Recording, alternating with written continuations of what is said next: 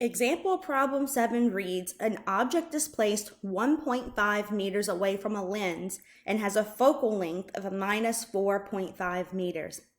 A asks us to determine the lens's magnification. We're told that the distance of the object in this situation is 1.50 meters away from the lens, and that there is a focal length of minus 4.5 meters. We're asked to determine the magnification, and so since we have the distance of the object and the focal length, we're going to use m equals 1 divided by 1 minus distance of the object divided by the focal length. So plugging those in, 1 divided by 1 minus 1.50 meters divided by minus 4.50 meters.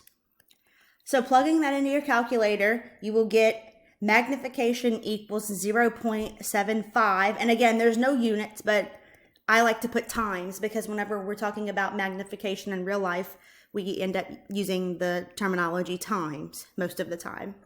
So that's the answer to A. B asks us to determine the lens's power, and this is a new equation. So the power equation is 1 divided by the focal length. So just 1 divided by minus 4.50 meters. And if you put that into your calculator, you'll get minus 0.22, and the units for this is diopters. So that is going to be the answer to number 2. And then C asks us if the lens is converging or diverging. This is going to be a diverging lens. And the reason why is because power is a negative number. So anytime you have a negative number, you have a diverging lens for power. Anytime you have a positive number for power, you have a converging lens. So that is the answer to C. Thanks, and let me know if you have any questions about example problem 7.